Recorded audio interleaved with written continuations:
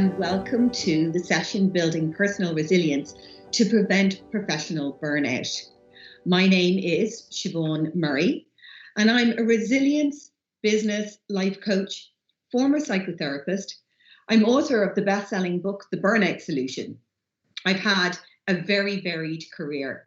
I've worked from everything from the music industry, working for Sir Elton John, and a very wild, exciting artist called Goldie, to working for not-for-profit, setting up the Ronald McDonald Children's Charity in Ireland, working corporately with McDonald's and Pepsi, to becoming the psychotherapist and now coach that I am.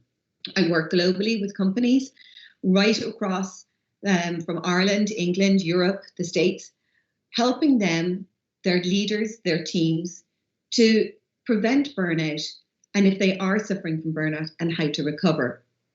This session is looking at the basics. It's looking at what we need to do in our current climate in working through a global pandemic, of how we can lead by example.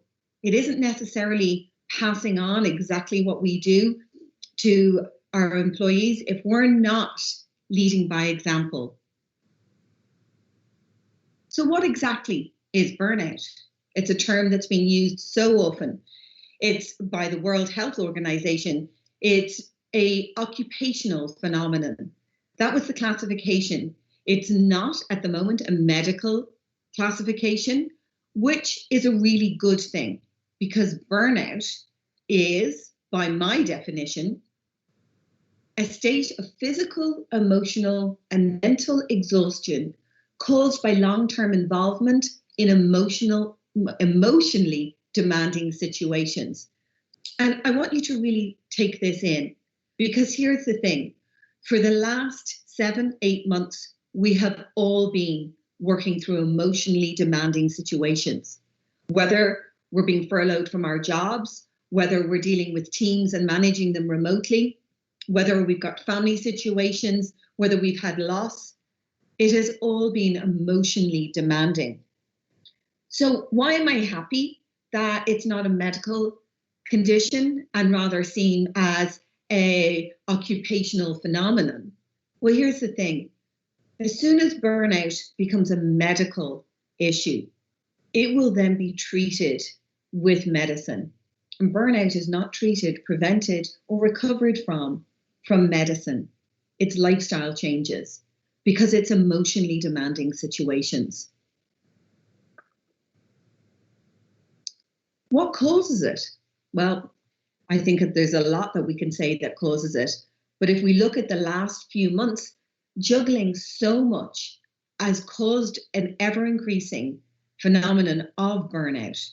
Work, family, extended family, obligations, friends.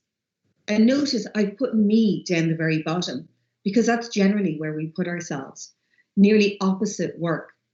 Because I've seen increasingly over the last 7-8 months, more and more people who are putting their work first. Maybe it's because there's a lot of things that are closed wherever you're living. Maybe there's no restaurants or bars open. Maybe the gyms aren't open. Maybe the social, you're not allowed to congregate with other people.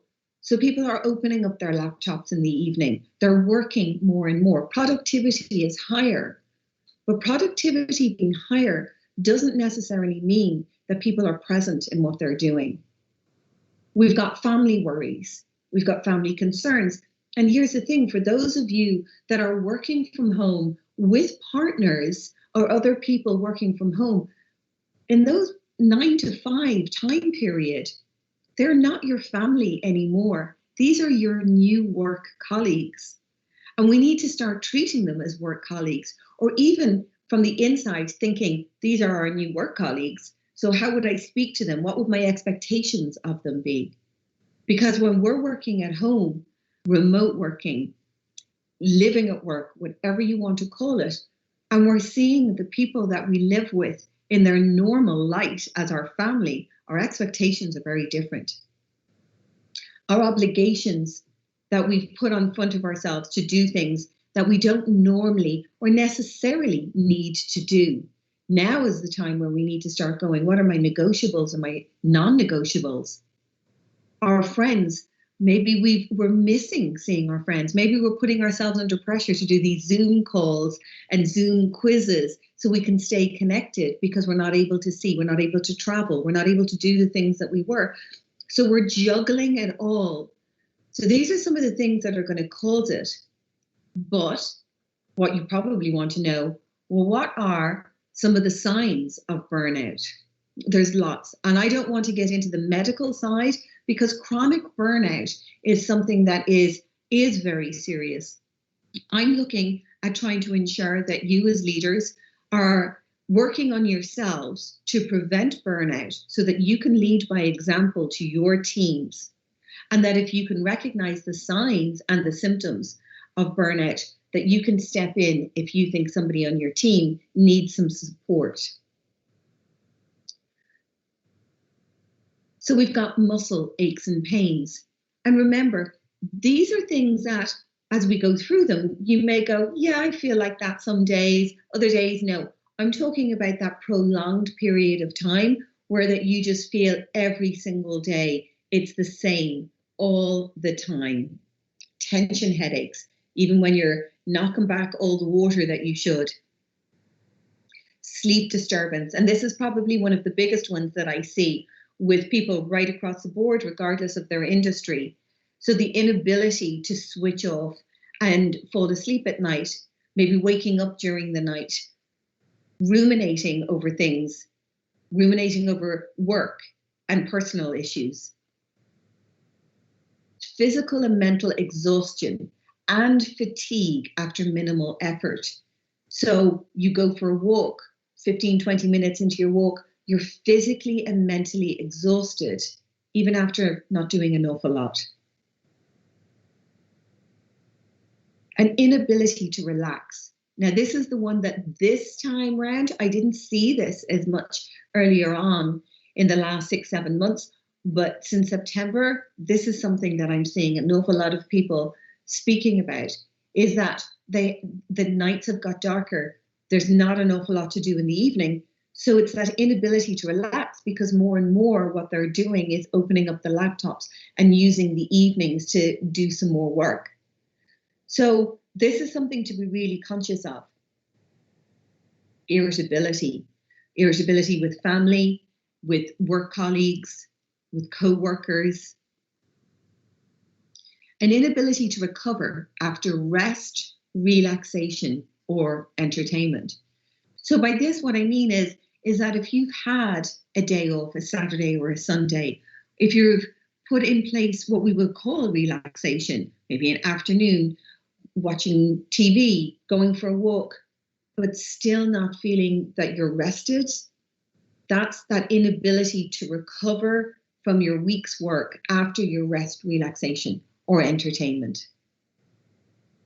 Being emotionally disengaged, that feeling of just not caring about family, of not caring about work, of not really seeing the point.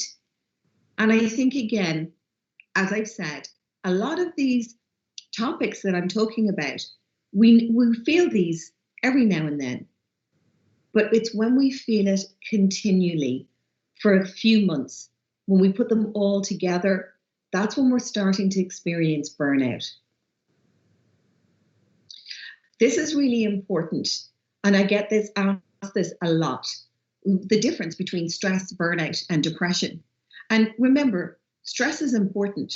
Good stress is really important. It keeps us safe in the same way that anxiety actually motivates us.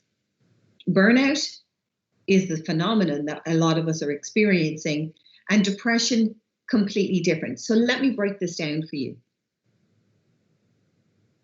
With burnout, we have low cortisol levels. With depression, we have high cortisol levels. And with stress, we have high cortisol levels. So let me work from the bottom up. If you imagine a stressful situation, a car pulls out in front of you as you're driving or cycling or walking, and you automatically, your cortisol levels increase, your glucose levels increase. Your body goes into fight, flight, or freeze mode instantaneously. You don't even think about it. That's the body's stress response. We all have it. It's natural.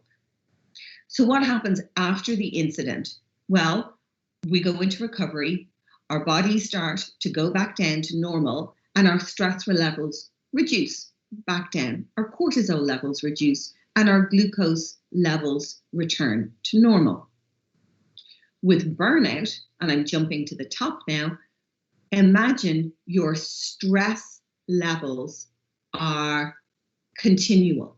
You're in high cortisol level all the time. You're not getting an opportunity for your body to come back down into normal and regulate itself.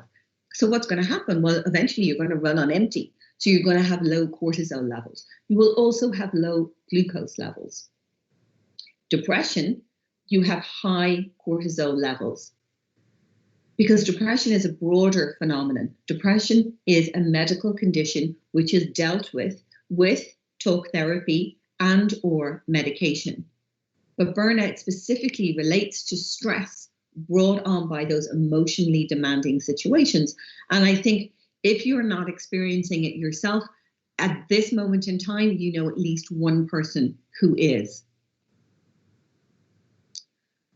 So this is a little bit controversial, but we have been plagued with this work-life balance. You know, get this work-life balance on board and everything is going to be fine. If you've got your work-life balance evenly keeled, we will all feel fine. We won't get burnt out. We'll be healthy. We'll have good gut health. We'll be fit. We'll love our families. We won't be irritable. But here's the thing. Through all my research and all the work that I do, what I've realized is work-life balance is a myth. It doesn't exist. So we have been constantly striving and trying to teach our teams to have this work-life balance when actually we're asking them to have something that doesn't exist. So what does exist? If it's not work-life balance, what is it? Well, it's what I call counterbalance. And counterbalance is a little bit different. So there is always going to be periods of time where we're more focused on one thing than another. Maybe if you, and I'll use the example of working in accounts. If you work in accounts, you've got month end, you've got quarter end, you've got year end. That's always going to be a busier time.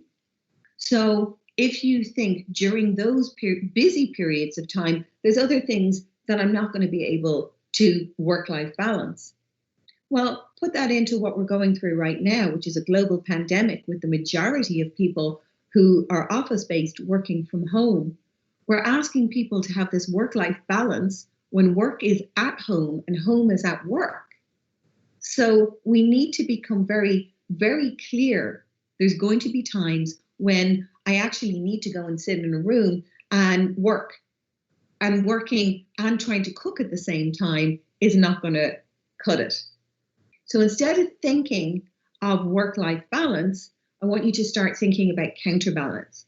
I know next week I've got something really big on that I have to do for work. So what am I going to take out of my life bit or reduce back down? Maybe I'm not going to have time to do 2 walks a day. I might only get 1 walk in because I know I've got to work. But the following week, I know my work's not as busy. So you know what? I'm actually going to focus on getting out for 2 walks because I know that that's really important to me. That's counterbalance. So being okay with yourself that you're not getting the full pie chart of your work, your life, your exercise, your kids, everything in the 124-hour period and the 7-day period and the full month. So knowing how to counterbalance.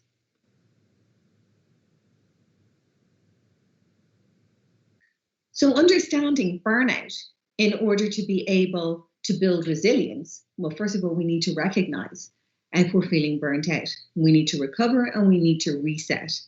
So that's if we're experiencing burnout. If we're not experiencing it and we really, really just want to focus on how not to get burnt out, we're going to talk about that in a few more slides. But before we even do that, I wanted to talk to you very quickly about negotiables and non-negotiables. And this kind of ties into where we had the slide on juggling it all, about those negotiables where we were looking at obligations. So an exercise I'd love to do with you guys or you can do after this, or even do with your team at any point, is getting them to say what are their non-negotiables and their negotiables. Because right now, the non-negotiables are what we need to hold dear, and the negotiables, they're like the balls that we can drop to the ground intentionally until we're ready to pick them back up again. So, as an example, these are mine. My physical, mental, and emotional well-being. Paramount, right up the very top. My self-compassion. Right now, more than ever, we need to understand, and there is research on this, all the journaling, all the gymming, all the good things that we know to do, that's the icing on the cake. But if we don't have self-compassion for ourselves and self-kindness, we're not going to be able to make any of the other stuff work for us. Our boundaries, not just the boundaries that we put in place for others, but the boundaries that we put in place for ourselves. Because when we have those boundaries in place for ourselves, then we can communicate those to others. The 4 pillars, which I'm going to talk about shortly. Your personal integrity, knowing what your values are.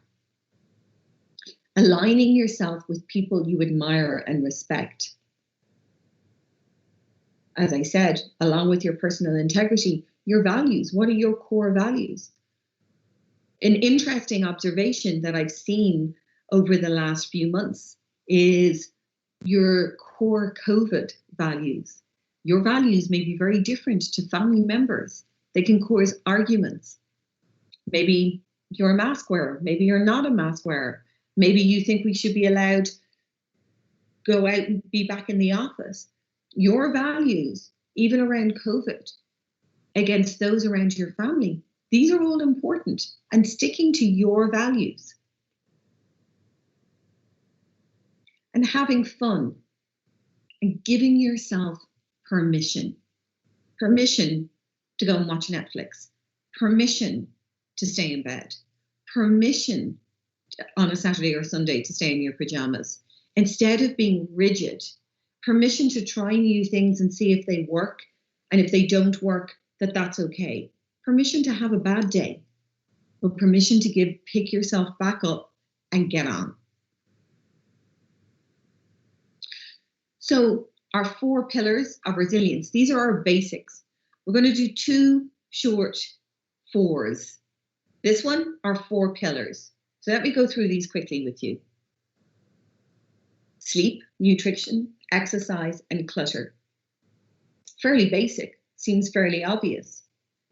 But these are the 4 things that I see most of the corporations I work with, leaders and one-to-one clients, don't have these working properly.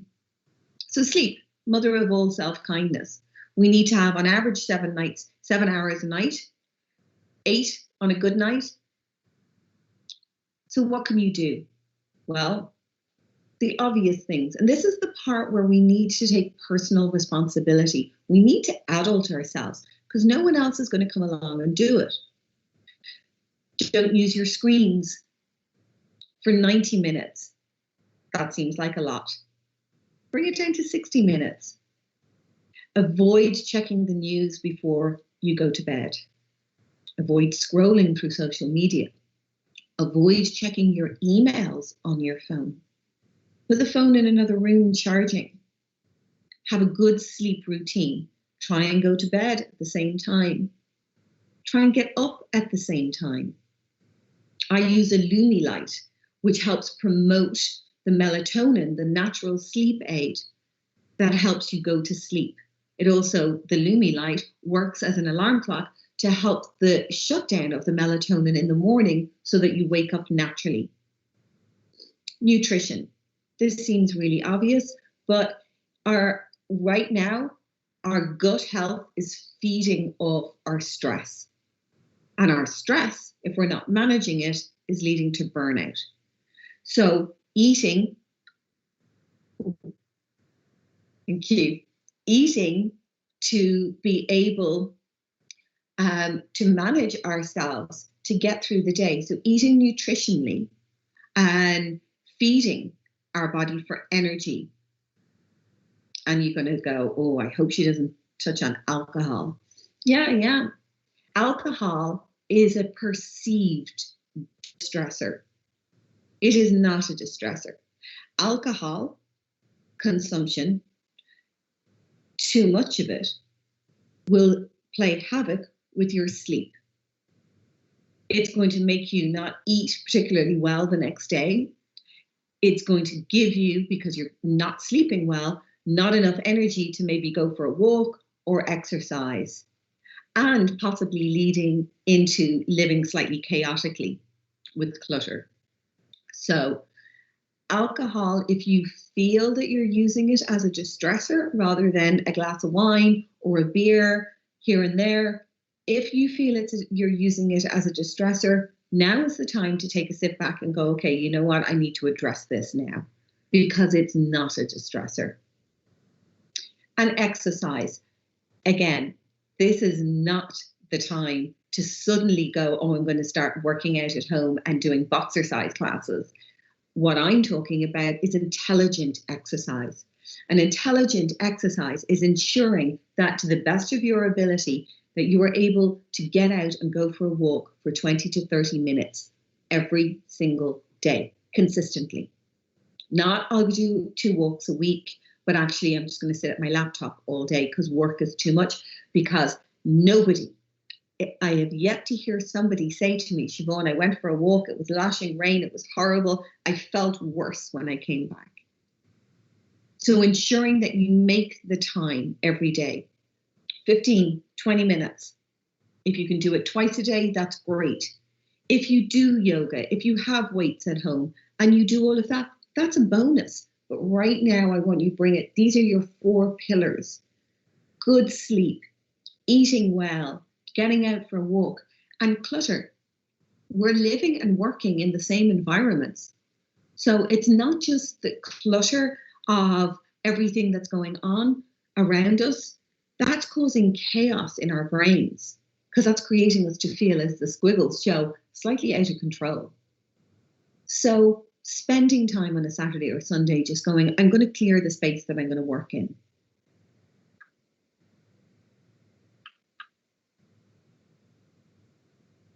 So let's quickly talk about resilience. So by definition, resilience is the ability to bounce back from adverse situations. I don't think anybody is bouncing right now. So let's just switch that up a little bit and say resilience is the ability to adapt to change. And that's what we're doing. We are continually adapting to change. What we were going through a month ago has changed. What we were going through 2 months ago has changed. And that is going to continue to happen. So for the purpose of what I'm talking about, resilience is the ability to adapt to change. Because, for example, last year when I would be brought into companies to talk about resilience, it was very much on the premise that employers wanted to get employees to be resilient so they could take on more work. I know this year that's not the case. That companies, leaders, managers want to be able to support their teams in being resilient so they can just manage what's on their plate right now. Interestingly, resilience is not a trait that people have or don't have, nor are we actually born resilient. Resilience is something that we learn, and we learn it through our lifetime.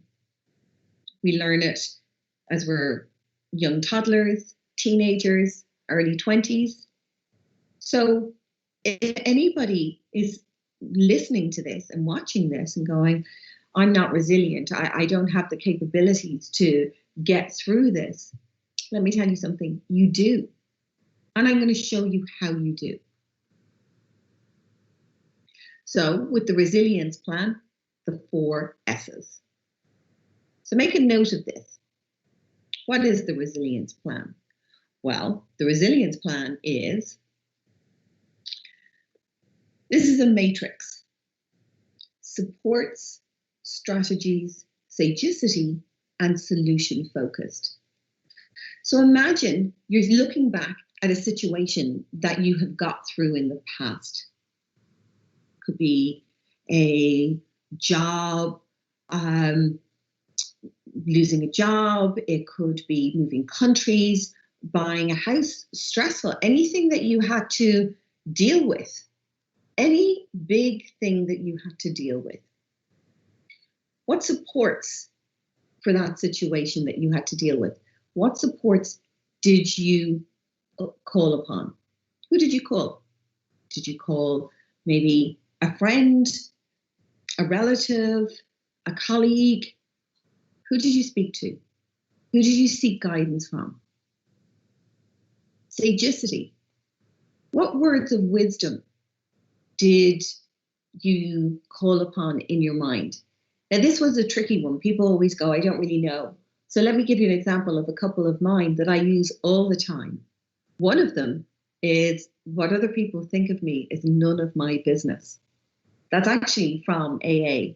And I never did AA.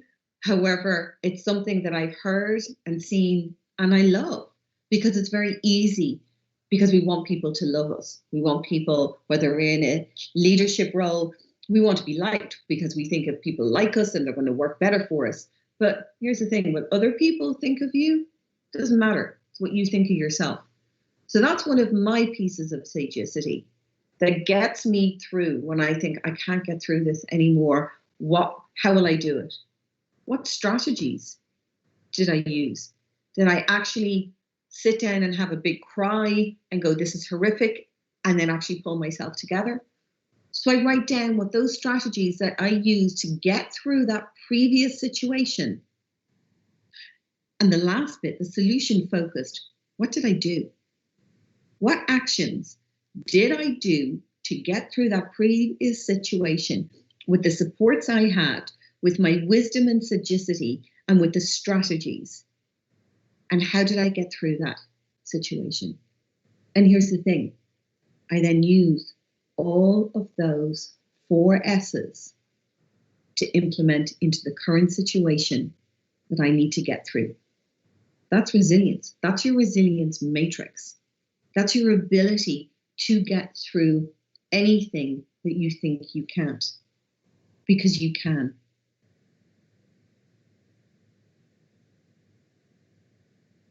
So finally, and isn't it slightly ironic, this has always been my last slide in any of my presentations, purely because many years ago I actually wanted to be an air stewardess. So I used to practice this, and I've kept it in. It is a little fitting.